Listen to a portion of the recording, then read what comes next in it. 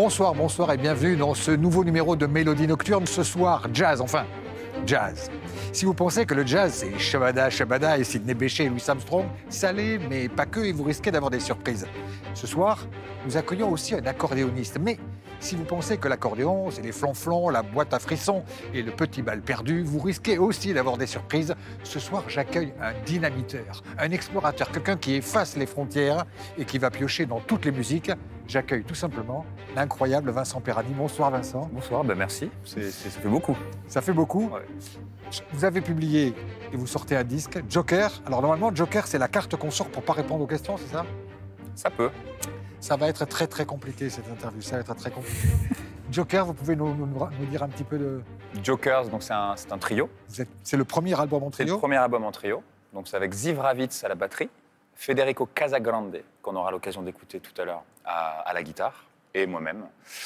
À base d'expérimentation entre, bien sûr, du jazz, il y a beaucoup d'improvisation, mais aussi du rock, de la musique un Parce peu que classique. vous prenez plein d'éléments, plein d'ingrédients, Plein de et choses. vous arrivez à faire une soupe unique qu'on reconnaît On essaye. immédiatement. On essaye. Et c'est une merveille. Je vous propose d'écouter, pour commencer la soirée, avant d'entamer cette interview, un extrait merveilleux. Ça s'appelle Salsa Fake, et c'était à Maison Lafitte au festival.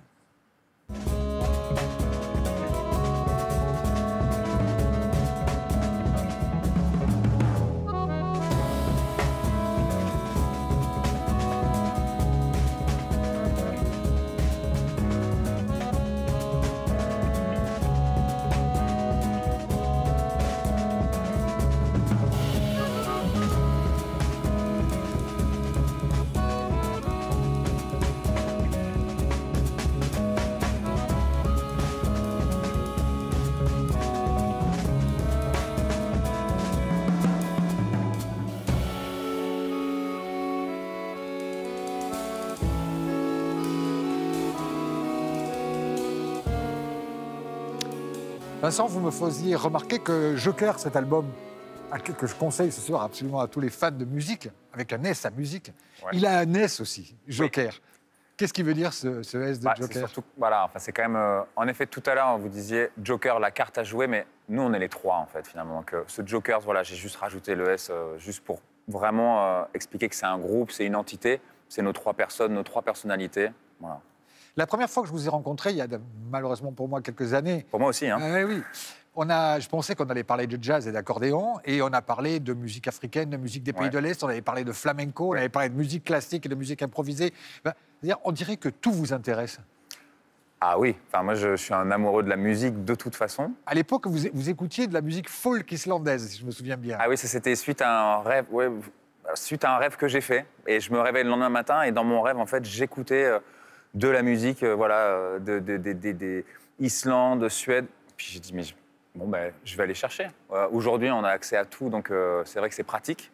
Et je me suis fait, oui, un petit séjour musical de plusieurs mois sur de la musique folk des pays scandinaves. Mais il y avait aussi un truc qui m'avait beaucoup surpris, c'est que vous aimiez le hard rock. Ah oui, moi, j'aurais rêvé avoir, je pense, une vingtaine d'années, dans les années 70. Voilà, moi, mes groupes préférés, ça va de Led Zeppelin, Deep Purple, Cream, BBA, Jeff Beck, Jimi Hendrix. Et c'est vrai qu'un jour, quand j'ai voulu faire de la musique, j'aurais jamais pensé faire de l'accordéon déjà.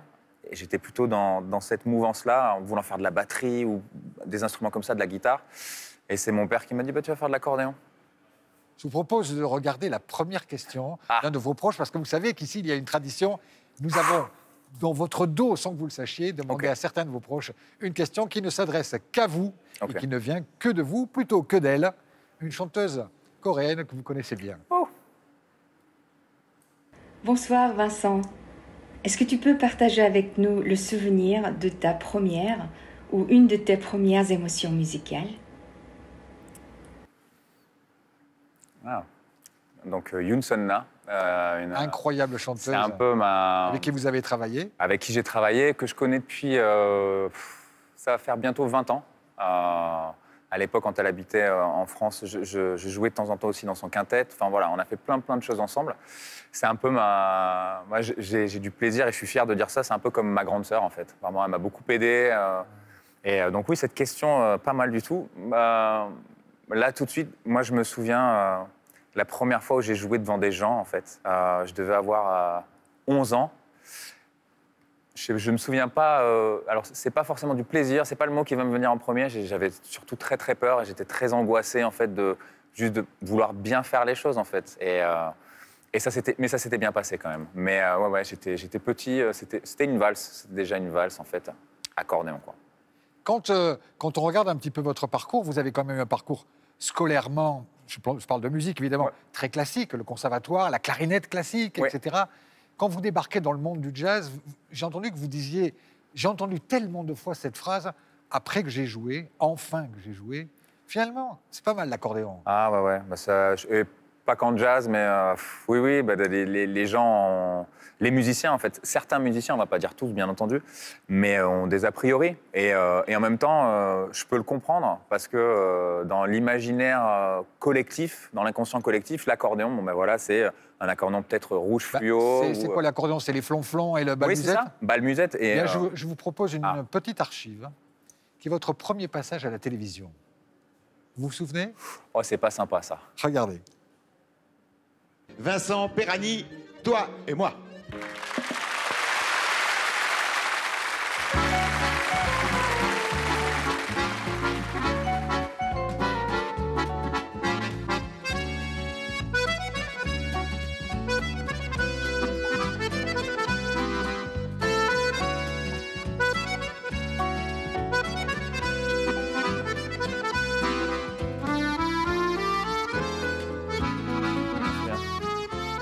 Et oui, parce que le jeune Vincent Perani, avant d'être le créateur, l'artiste, l'audacieux explorateur, vous avez commencé par faire des balmusettes.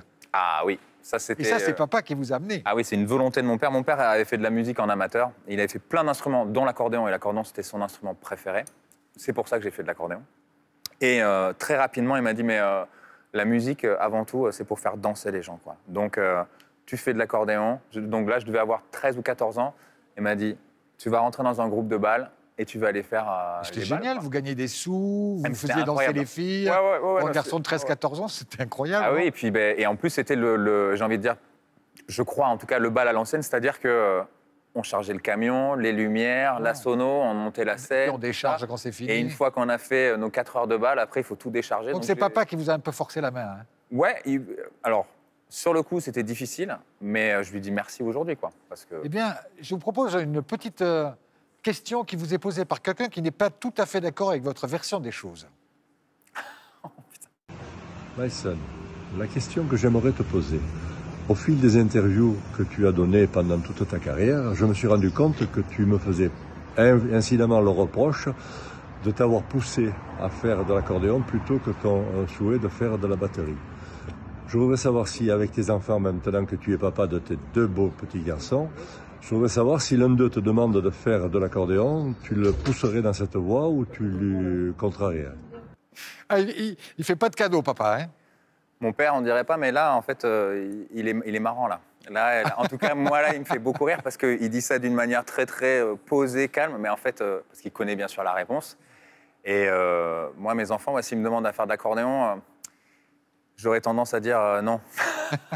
Donc, c'est vrai que on dit qu'on reproduit toujours le schéma qu'on Toujours, il a paraît, vécu, même paraît. si on dit, moi, jamais je referais ça. Et puis, en fait, on le fait. Finalement. Mais en tout Mais cas, cela pour dit, l'accordéon. quand on a des enfants, une semaine, ils veulent faire du piano, après, ils veulent faire du judo, après, ils veulent faire du karaté, après, ils veulent faire du vol-à-voile. Il y a faut aussi bien ça. qu'il y ait une autorité paternelle. Là, Exactement. je suis en tant que papa, je suis obligé, Ouais, je suis non, obligé c'est de vrai. défendre, c'est un C'est vrai, collègue. c'est vrai. Mais tu es aussi papa. Ouais. La musique, dans votre parcours musical, il y a un moment où vous êtes accordéoniste de bal, puis le conservatoire, puis la clarinette classique, et puis tout d'un coup, vous tombez sur Sixun et Bill Evans. Ah oui, ça c'était. Quelle est l'importance de cette rencontre? Alors, Bill Evans, c'est donc un pianiste. Ouais, avec en trio. C'était en fait, c'est un ami à moi qui me faisait écouter plein de choses. Et un jour, il m'a amené plein de disques, dont un disque de Bill Evans, Turn Out the Stars, c'était ce disque-là. Et non, You Must Believe in Spring, pardon, You Must Believe in Spring, et un disque des Sixun, et d'autres choses. Et j'écoute un peu tout ça, et donc pour la petite histoire, peut-être pour ceux qui connaissent pas, les Sixun, c'est quand même un groupe de fusion. C'est plus, on parle de jazz rock, donc c'est des sons très électriques. Et Bill Vous Evans. avez déjà explosé les frontières. Et déjà, voilà, Bill Evans, c'est un trio de jazz plus classique avec contrebasse, batterie. Et je me souviens, j'étais choqué. Je ne comprenais pas ce qui m'arrivait, mais il se passait quelque chose à l'écoute de cette musique. Et j'ai appelé mon ami, je lui ai dit, mais qu'est-ce que c'est quoi cette musique? Il me dit, bah, ça c'est du jazz. Je dis, oui, mais lequel? C'est lequel des deux disques c'est du jazz? Il m'a dit, mais c'est les deux. Les deux. Et j'ai fait, mais non, c'est pas possible. Et là, je me suis dit, non, mais il faut que je me renseigne. Je crois que j'ai envie de faire ça, quoi. Voilà. Ce qui est formidable, c'est qu'on parle de toutes les musiques, mais aussi la musique classique, on va dire la musique occidentale savante, vous intéresse. Vous allez donc créer une œuvre très prochainement? Ah oui, ça c'était une commande de... Parce que je suis artiste résident à la Philharmonie du Luxembourg. Et voilà, c'est une énorme chance parce que je peux faire plein de projets, et dont un qui est la création d'une pièce écrite donc, par mes soins. Qui s'appelle? Ça s'appelle Time Reflections. Magnifique. C'était un peu à propos depuis ces 2 dernières années. Et donc c'est pour l'Orchestre Philharmonique du Luxembourg, avec 3 solistes. Nils Landgren, qui est un tromboniste suédois incroyable. Michael Volny, qui est un pianiste allemand, tout aussi incroyable. Et moi-même, un peu plus modeste. Un Niçois. Voilà. Un Niçois qui manipence. Voilà. Je vous propose d'écouter un extrait, puisqu'on parle de tous les mondes que vous animez musicalement, avec François Salk, un extrait en duo.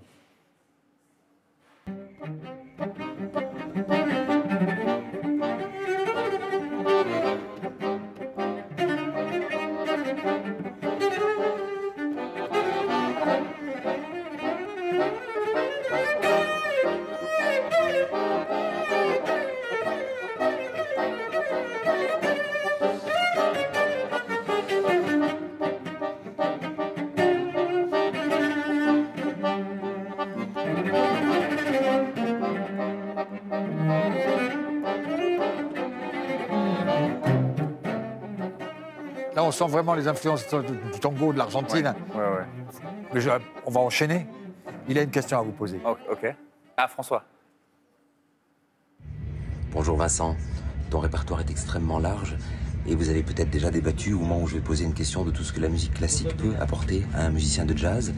Mais que dirais-tu à un jeune musicien classique pour l'encourager à se lancer dans l'improvisation? Qu'est-ce que le jazz, d'après toi, peut apporter à l'interprétation classique? Bonne question. C'est pas une question de journaliste. C'est déjà une super question. Alors après, à répondre de manière concise... Il a eu beaucoup de mal à apprendre à improviser, alors que c'est un musicien formidable. Oui, mais je pense qu'après, il y a des barrières qui se mettent dans la tête. Combien de fois, moi, en tant que musicien de jazz, en tout cas étiqueté comme ça, j'ai rencontré des musiciens classiques qui me disent « Ah non, mais moi, je suis incapable d'improviser. » Mais est-ce que tu as essayé? Non. Donc il y a déjà un frein, alors qu'en fait, pas du tout, parce que on peut commencer par des choses très très simples. En fait, cet espace de jeu qui est finalement sans frontières, sans limite possible, et en fin de compte peut-être sans règles. On va écouter quelqu'un, puisque vous parlez de sans frontières, sans règles, de l'improvisation, de quelqu'un qui a fait de sa double casquette, à la fois incroyable classique et incroyable improvisateur, un maître absolu, une référence. Michel Portal. Yes. Vincent, pourquoi ce silence? Alors que je sais que tu parles de moi à chacun de tes concerts. C'est vrai. Eh bien, cette question-là, elle tombe au moment où nous recevons notre ami de TSF Jazz, David Copperhorn.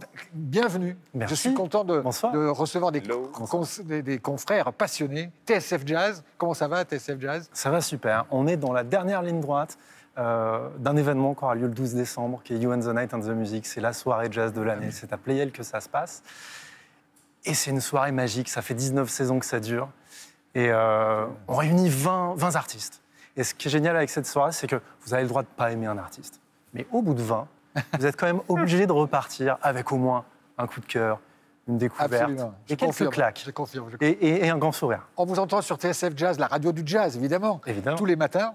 À 9h30, dans Pour qui sonne le jazz, j'essaye d'enquêter, de me remettre dans l'époque, dans les années 20, 30, 40, un petit peu plus tard même, à la rencontre des grands musiciens de jazz, essayer de raconter les histoires des disques. C'est de la musique et plein d'histoires. C'est de la musique, des histoires, des archives, des articles de journaux d'époque qui permettent vraiment d'être là et de fermer les yeux et de se croire vraiment. Alors je sais que vous êtes fan, allez, avouons-le, de Vincent Perny. Bien sûr. Qu'est-ce que vous lui poseriez, vous, comme question? Vous n'êtes pas sur WhatsApp, vous êtes directement à côté de lui. Est-ce que vous auriez voulu être rocker? En toute modestie, je pense que je le suis un petit peu à ma manière. Enfin, je pense, parce que c'est pas être rocker, je pense que c'est pas juste jouer du rock, quoi. En fait, je pense que c'est plus un état d'esprit, mais oui, enfin, de toute façon, moi, j'aurais aimé être un super guitariste, un super batteur, un guitar héros, voilà. Je vous ai demandé de choisir parmi l'énorme discographie et les mondes musicaux de Vincent Pierani. Vous avez choisi quoi? Justement, on va parler de rock un petit peu. J'ai choisi Dream Brother, qui est une reprise de Jeff Buckley. Allons-y, Jeff Buckley.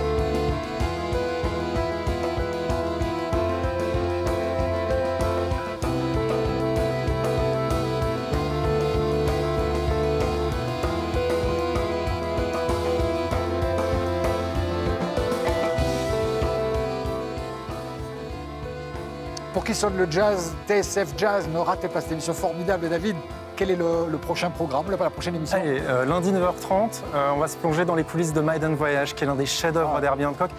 Vous savez peut-être pas qu'il a écrit ce thème sur une serviette dans un avion.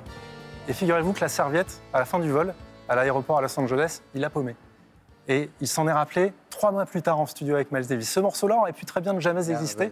Au final, c'est un chef-d'œuvre. Ça méritait une histoire. Merci beaucoup pour cette histoire. Vincent, donc on vous retrouve très prochainement en concert. Alors les Parisiens, je sens, vont trépigner parce que c'est pas avant le 26 avril. On va vous retrouver au Trianon avec Malako Sissako et Vincent Segal pour une affiche très attendue. Et Émile Parisien. Et attention. J'allais la rajouter. Partenaire. Ah, pardon. Émile Parisien. J'allais dire le frère jumeau musical. Ouais. Vous nous avez fait un très beau cadeau. Parce que c'est assez rare sur une chaîne info d'offrir de la musique live. C'est par ça qu'on va clôturer ce véritable petit moment de bonheur à vos côtés. Merci David, merci Vincent. David, merci, Vincent, merci à vous. Très bien, vous êtes formidable. Je ne pouvais pas ne pas la faire. Et je vous propose d'écouter de la musique avec Federico Casagrande, le guitariste. Merci Vincent. Merci beaucoup.